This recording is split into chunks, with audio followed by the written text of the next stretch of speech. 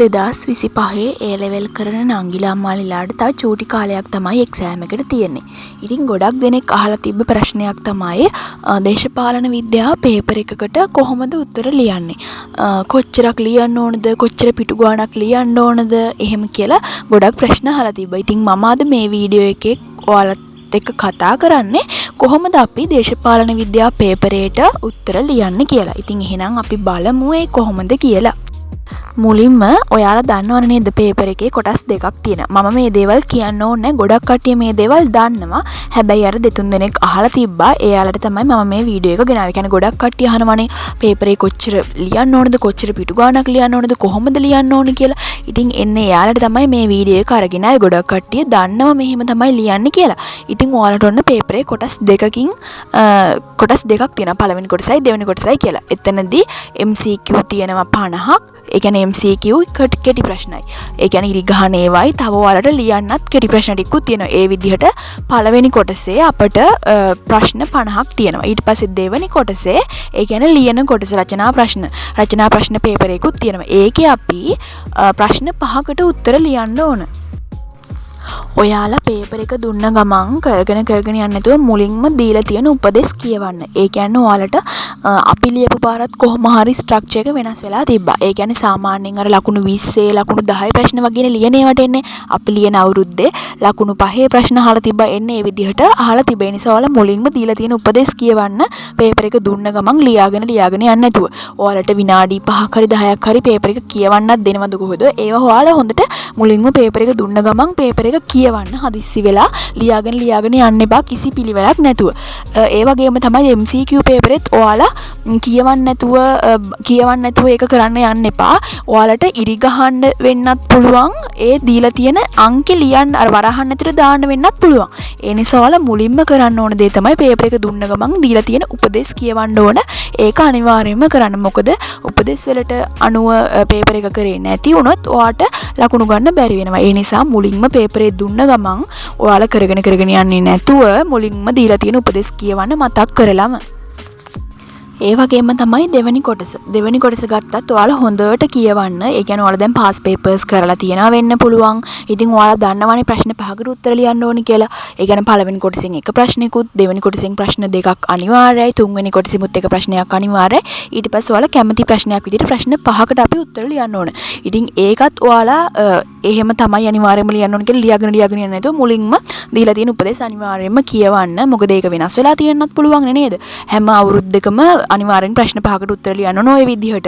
හැබැයි ඔයාලා පේපර් එක ගත්ත ගමන් අනිවාර්යෙන් කියවන්න. මොකද ළමයි ඔයාලා මේ විදිහට ඒ කියන්නේ පාස් පේපර්ස් වල තිබ්බ විදිහටම ඔයාලා කරගෙන යනවා. අවසානයේ අපි හිතමු ස්ට්‍රක්චර් එක වෙනස් වෙලා තිබ්බා. එහෙම වුණොත් හරි අපරාධයක් නෙවෙයි නේද? ඒ නිසා ඔයාලා මුලින්ම අනිවාර්යෙන්ම MCQ පේපර් එකේ දීලා තියෙන උපදේශ පේපර් එක කරන්න කලින් කියවන්න ඕන. ලියන රචනා පේපර් එකෙත් උපදේශ කියවන්න ඕන. පේපර් එක ලියන්න කලින් ඒක මහ ලොකු දෙයක් නෙවෙයි නේද? අනිවාර්යෙන් උපදේශ කියවන්න. ඊට පස්සේ ඊළඟ එක තමයි විශේෂම දේ. අපිට ලියන ප්‍රශ්න පත්‍රයේ දුන්න ගමන්ම අපි ප්‍රශ්න වලට උත්තර ලියාගෙන යන්නේ නැහැ. අපි එක ප්‍රශ්නයකට උත්තරයක් ලියනවා නම් මුලින් මේ ප්‍රශ්නෙට අපි හැඳින්වීමක් කරන්න ඕන. මොකද අපිට ඔහේ ලියන් ගියා කියලා කිසිම තේරුමක් නැතුව අපි දැන් උදාහරණයක් විදිහට ගන්නකො අපි ගමනක් යනවා අපි පාර දන්නේ නැතුව ඔහේ ගියට අපිට ඒ ගමනට යන්න බෑනේ නේද? එන්නේ ඒ වගේ තමයි අපිට පේපර් එකට ප්‍රශ්නයකට උත්තර ලියනකොට කිසිම දෙයක් දන්නේ නැතුව කිසිම සැලැස්මක් නැතුව ලිව්වොත් ඒක ඔහේ යනවා. ඒ කියන්නේ කිසිම තේරුමක් ඒ නිසා ඔයාලා මුලින්ම කරන්න ඕනේ ඒකට හැඳින්වීමක් ලියා ගන්න ඕනේ. ඒක පිටු ගණන් ඕනේ නැහැ. රූල් 5කින් වගේ මුලින්ම හඳුන්වන්න. මේ ප්‍රශ්න ගැන පොඩ්ඩක් හඳුන්වන්න. ඊට පස්සේ දෙවෙනියට තමයි අන්තර්ගතය. ඒ කියන්නේ ප්‍රශ්නෙට අදාළ උත්තරේ තමයි ඊළඟට ලියන්න ඕනේ. ඒක තමයි ගොඩක්ම ලියන්න ඕනේ. ඒ කියන්නේ අපිට ඒ ප්‍රශ්නෙට අදාළ උත්තරේ තමයි අන්තර්ගතය කියන්නේ. ඒක තමයි ඊළඟට දෙවෙනියට ලියන්න ඕනේ. ඊට පස්සේ අවසානයේත් ප්‍රශ්නේ ඔහේ ඒ කියන්නේ ලියලා ඉහත සඳහන් කරුණු වලින් මේක පැහැදිලි කියලා ඉවර කරන්නේ නැතුව නිගමනයක් ඔයාලා ලියන්න ඕනේ. ප්‍රශ්නට අදාළව නිගමනයක් මෙන්න මෙහෙම වුණොත් මෙහෙම වෙයි. එහෙම කියලා ඔයාලගේ නිගමනය තමයි අවසානයේ ලියන්න ඕනේ ප්‍රශ්නට අදාළව. එහෙම නැතුව නිකන් ඔහේ පටන් ගන්න ඔහේ ඉවර කරන්න එපා. එතකොට බලන ඒ කියන්නේ පේපර් මාකින් කරන ගුරුවරයෙක්ට උනත් ආසිහිතෙන්න ඔයාලගේ පිළිවෙලක් තියෙදිනේ නේද? හැඳින්වීම, අන්තර්ගතය, නිගමනය. එන්නේ කොටස් තුන පිළිවෙලට වෙනම තියෙනවා. වෙනම කිව්වම ළමයි මේ වැරද්ද කරන්න එපා. මුලින්ම හැඳින්වීම කියලා දාලා එහෙම ලියලා ඊට පස්සේ අන්තර්ගත කියලා ඉරක් ගාලා එහෙම කරන්න එපා. හොඳේ? එහෙම කරන්නේ ඔයාලගේ හිතේ තමයි ඒක තියෙන්නේ. හිතේ තියාගෙන තමයි ඔයාලා මේ විදිහට ඒ පිළිවෙලට ලියන්න ඕනේ. එතකොට පේපර් එක බලන එක්කෙනෙක්ට උනත් තේරෙනවා තේරුණා මේ ළමයා හරි පිළිවෙලට වැඩේ කරලා තියෙනවා කියලා. එයාලට ලකුණු දෙන්නුනත් ආස හිතෙනවා. ඒ නිසා ඔයාලා පිළිවෙලට පේපර් එක ලියන්නත් අමතක කරන්න එපා. ඊළඟ දේ තමයි ටයිම් මැනේජ්මන්ට්. ඔයාලා අනිවාර්යයෙන්ම මේ දේත් කරන්න ඕන. දැන් ඔයාලා ලියන ප්‍රශ්න, ඒ කියන්නේ MCQ එකේ නම් ඔයාලට වෙලාව ඇති, ටයිම් එක ඇති. MCQ ටික කරලා කෙටි ප්‍රශ්න ටික කරගන්න ඔයාලට ටයිම් එක ඇති. ඒ කියන්නේ සමහරකට ඔයාලට වෙලාව ඉතුරු වෙන්නත් පුළුවන්. එහෙම කියලා වෙලාව ඉතුරු කරගන්න බලන්න නැතුව උපරිම වෙලාව අරගෙන තමයි ඔයාලා පේපර් එක කරන්න ඕන. හරිද? අපිට රචනා පේපර් එකට තමයි වෙලාව මදි වුණොත් මදි වෙන්නේ. හැබැයි ඔයාලා පේපර්ස් ලියලා ප්‍රැක්ටිස් කරලා තියෙනවා නම්, වෙලාවට අනුව පේපර්ස් ලියලා තියෙනවා නම් ඔයාලට වෙලාව මදි වෙන්නේ නැහැ. ඒ වෙලාව ඇතුළත ඔයාලට ලියා ගන්න පුළුවන්. ඔයාලා කරන්න ඕන දේ තමයි පේපර් එක ගත්ත ගමන් ඔයාලා වෙලාව බෙදා ගන්න. මේ ප්‍රශ්නෙට මෙච්චරයි. සාමාන්‍යයෙන් විනාඩි මට මතක විදිහට විනාඩි එක ප්‍රශ්නයකට 35ක් වගේ තමයි යන්නේ. පැය දෙකක්ද කොහෙද තියෙනවද නේද? ඔයාලා ඒක හදලා බලන්න. ගෙදරින් ඉඳලම හදලා මේ ඒ කියන්නේ විභාගයට යන කලින් දවසේම ඔයාලා චුට්ටක් ඒක ප්ලෑන් කරගෙන යන්න. මට මේ ප්‍රශ්නෙට මෙච්චරක් ගන්න. ඒ කියන්නේ එහෙම ගන්නවා කියලා වෙලාව බෙදාගෙන යන්න. අපි ප්‍රශ්න 5කට උත්තර ලියනවා නම් පැය දෙකක් තියෙනවා නම් ඒක බෙදලා බලන්න. එතකොට ඔයාලට එක ප්‍රශ්නයකට විනාඩි කීයක්ද කියලා. ඊට පස්සේ දැන් අපි හිතමුකෝ විනාඩි 35ක් කියලා. ඉතින් විනාඩි 35 ඇතුළතදී අපි ඔන්න එක ප්‍රශ්නයකට උත්තර ලියනවා. එච්චරමයි ලියන්නේ. හරිද? ඊට පස්සේ විනාඩි 35 ඉවරුනාට පස්සේ ආයෙ ලියන්න යන්න එපා. මොකද පළවෙනි ප්‍රශ්නෙට ඔයාලා හොඳට උත්තර ලියලා අවසාන ප්‍රශ්නෙට ඔයාලා හොඳට උත්තර ලියුවේ නැතුනොත් එතන ප්‍රශ්නයක් නේද? ඒ නිසා හැම ප්‍රශ්නයකටම අපි එක හා සමානව තමයි පිළිතුරු ලියන්න ඕන. ඒ නිසා ඔයාලා වෙලාව බෙදා ගන්න. වෙලාව බෙදාගත්තොත් අපිට ඒක අර හැම ප්‍රශ්නයකටම එක හා සමාන විදියට අපිට උත්තර ලියන්න පුළුවන්. එතකොට කිසි අඩුපාඩුවක් වෙන්නේ නැහැ. ඒ නිසා ඔයාලා අනිවාර්යයෙන්ම කරන්න ඕන දෙවෙනි දේ තමයි ඔයාලා ටයිම් එක මැනේජ් කරගන්න ඕන. ඒ ප්‍රශ්න ටිකට උත්තර ලියද්දී. ඔන්න ඔය දේවල් ටික ගැන තමයි ඔයාලා ගොඩක්ම සැලකිලිමත් වෙන්න ඕන. ඒ වගේම තමයි පේපර් එක ලියන්න යන දවසට ඔයාලා හොඳට ලියවෙන පෑන් අරගෙන යන්න. පෑන් විතරනේ ඔයාලට ගෙනියන්න ඕනේ. ඒ නිසා හොඳට ලියවෙන පෑන් දෙක තුනක්ම ඔයාලා අරගෙන යන්න. ඒ වගේම තමයි තවත් ඊළඟ දේ තමයි ඔයාලා පේපර් එක ලියලා ඇවිල්ලා ඒ ලියපු දේවල් ගැන සාකච්ඡා කරන්න යන්න එපා. යාළුවෝ එක එක ඒවා කියයි මේවා ලිව්වේ මම මේවා ලිව්වේ ඕක වැරදි කියලා එක එක ඒවා කියයි.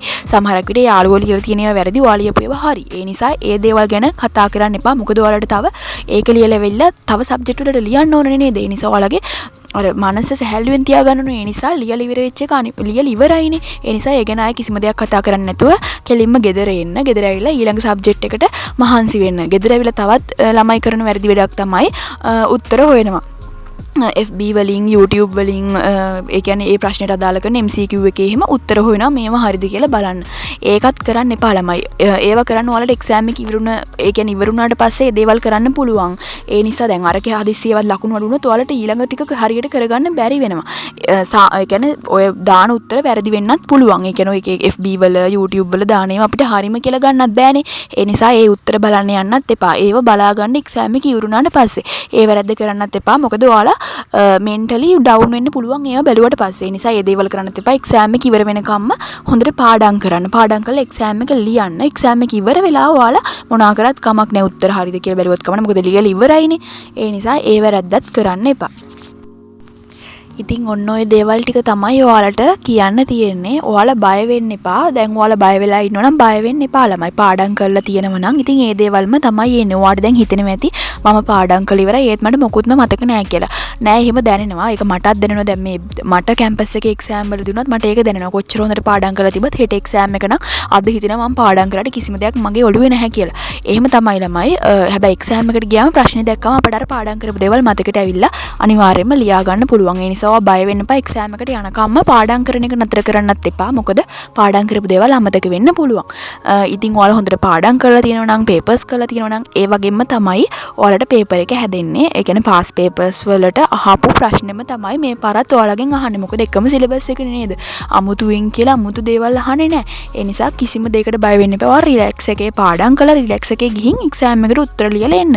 ඉතින් හොඳට පාඩම් කරා නම් කිසිම දෙයකට බය වෙන්න දෙයක් නැහැ. ඔයාලට හොඳ රිසල්ට් එකක් ගන්න පුළුවන්. ඉතින් මම ඔයාලට ඒ කියන්නේ ඔයාලට විශ් කරනවා ඔයාලට හොඳට එක්සෑම් එක ලියලා හොඳ රිසල්ට් එකක් ගන්න පුළුවන් වෙන්න කියලා. මෙන්න මේ විදිහට උත්තර ලිව්වොත් ඔයාලට හොඳ උත්තරේ හොඳ සාර්ථක පිළිතුරක් ලියා ගන්න පුළුවන්. ඒ වගේම තමයි තවත් දෙයක් ගොඩක් කට්ටිය අහනවා පිටු කීයක් ලියන්න ඕනද කියලා. පිටු ගැන ඔයාලා පිටු ගැන නම් ඒ කියන්නේ ඒ කියන්නේ පිටු කීයක් ලියන්න ඕනද කියලා අහන්න දෙයක් නෑ ළමයි. ඔයාලා ප්‍රශ්නෙට අදාළ කරුණු ටික ලියනවා නම් පිටු කීයක් ලිව්වද, පිටු එකක් ලිව්වද, දෙකක් ලිව්වද කියලා අදාළ නෑ.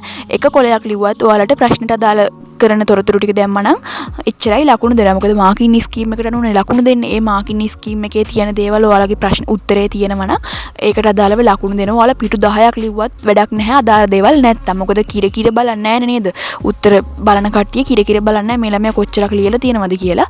ඒ නිසා ඔයාලා පිටු ගාණක් ගණන් ගන්න එපා. ඔයාලට ප්‍රශ්නෙට අදාළ කරන උත්තරේ ලියන්න අදාළ විනාඩි ගාන ඇතුළත. ඔයාලට දැන් මම කාලේ බෙදා ගන්න කිව්වනේ. ඒ බෙදාගත්තු කාලය ඇතුළත ප්‍රශ්නෙට අදාළ පිළිතුරු ලියන්න එච්චරයි ලියන්න ඕන. ආයෙ පිටු කීයක් ලිව්වද කියලා බලන්න ඕනේ නැහැ. ඊට පස්සේ ඊළඟ දේ තමයි අකුරු පැහැදිලිව ලියන්න. මම කියන්නේ ලස්සනට ලියන්න කියලා. කියව ගන්න පුළුවන් වෙන විදිහට අකුරු පැහැදිලිව ලියන්න.